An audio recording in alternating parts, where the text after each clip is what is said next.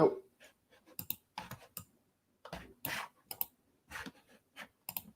Good morning. I am Coach Kim, trying to get my screen shared here. How is everybody doing today? Hope you're having a wonderful Friday. Today I'm going to talk about something I'm calling FUNtastic Fridays.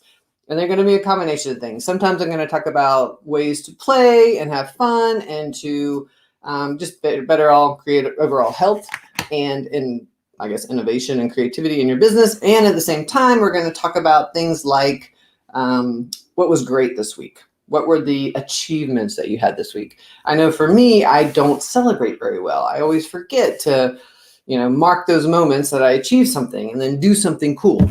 So, and it doesn't have to be big. It could be, I don't know, you go on a walk or you have a toast with champagne, whatever. It doesn't have to be big. So let's get started on today. We're going to talk about the importance of play. And I know for many people, as we get older, this seems like a weird concept. But the older that I've gotten, I'm 50 now, I have learned that it is very important to keep playing. So let's talk a little bit about Brené Brown. She's one of my most favorite people and researchers, storytellers. She obviously does great work. If you don't know her, check her out. Most of you probably do know her. But she had an article that I read in the Huffington Post that said why goofing off is really good for you. And I thought it was really great because it's really important. So play is defined by researcher Stuart Brown. He defines it as time spent without a purpose. And she talks a lot about, in one of her books, I think Daring Greatly, about play. It can't have a purpose and you kind of sort of lose yourself in it. So that's something that is different for everybody. She says it's doing things that just because they're fun and not because they'll help you achieve any goal. So you're not doing it to make money. You're not doing it, for overall health reasons. You're just doing it because you really enjoy it and you can lose yourself in it. And this is where creativity and innovation are. So I know for me, when I am feeling stuck with something, I'll go ride my bike. There's a mountain not far from here called Lookout Mountain. I love to take a, hour and go ride it and come down. For some reason, it refreshes me. I feel like I have a bunch of ideas on the ride, and then I come back and I can sit back down and do my work. And for different people, it's different things. Some people, it's playing in the garden. Some people, it's playing the guitar. And there's lots of different things that make us feel good, and that represents play. So it's really important to think about for yourself. So examples of play, again, she was putting in this article, snorkeling, scrapbooking, crossword puzzles, and I would just say anything really that you love to do. Bike riding, taking the dog for a walk, hiking, being outside somehow in nature, reading a book. Any of those things can be a sort of play for you.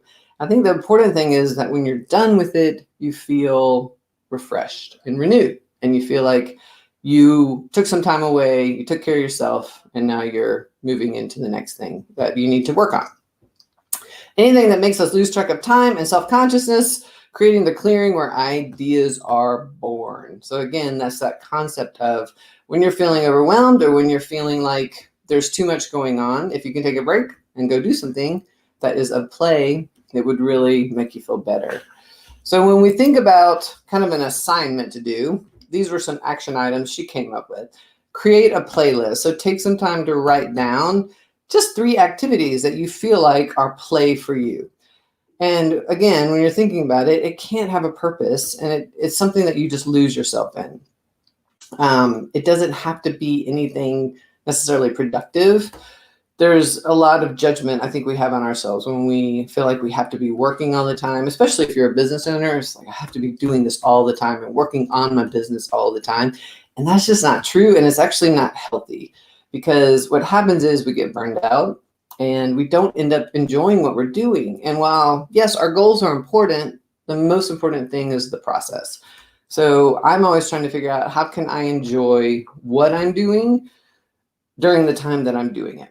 And a lot of times for me, it's about taking breaks and doing something that I love. So write down 3 activities that for you represent some sort of play. And then the second thing is to carve it out in your calendar, carve time out. So you want to actually put in your calendar playtime, right? I like to do it on a daily basis, and it doesn't have to be long. For me, a 30-minute walk or an hour-long walk is a great break and makes me feel like, oh, okay, I can reset. Or again, like a bike ride, things like that. So figuring out what you need to do and how you can fit it into your schedule and protect it. Don't get into the mindset that, oh, I won't do that because something else has come up that's more important. There's really actually nothing more important. Play is about as important to our well-being as sleep, which is a big thing. And sleep's a big thing.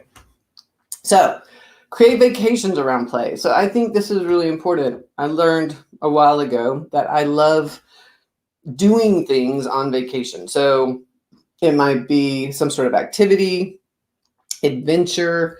We're going to go rafting down the Grand Canyon next summer.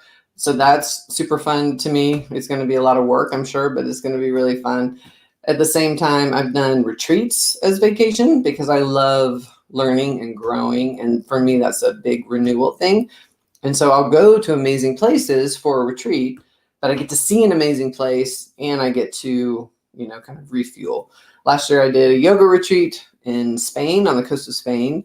And so I got to spend time exploring the little village around there and everything, but I also got to do a lot of yoga and recenter. I do a lot of Eckhart Tolle retreats. And so I'll go to, let's see, where have I gone? Australia, which was amazing. I've been to Costa Rica. I've been to California for Eckhart. And then I'm going to, I went to Banff, Lake Louise for Eckhart. And then I'm going to Hawaii. So those are all places I really wanted to see again, some of them again. But I also wanted to do something that made me feel good, right? So for me, that kind of stuff is play, which may sound totally boring to you, and that's totally fine. So you have to find what it is for you that you want to be doing, because we all have our own thing. So plan your vacations around it. Don't just go on vacation and go do something because you feel like you're supposed to do that. Make sure it's something that is actually refueling for you. That's the whole point. People always say, I need a vacation for my vacation. And sometimes that's a good comment because they've had a lot of fun and they've been really busy or whatever, doing the things they love. But a lot of times, sometimes vacations can feel like more work because you get there and you're doing stuff that you're not necessarily having to do. And it's not really fun for you. So make it fun. That's kind of what the whole point of life is, right? Have fun, play, but also do things you love. All right. So take some time, think about those things, come up with your list.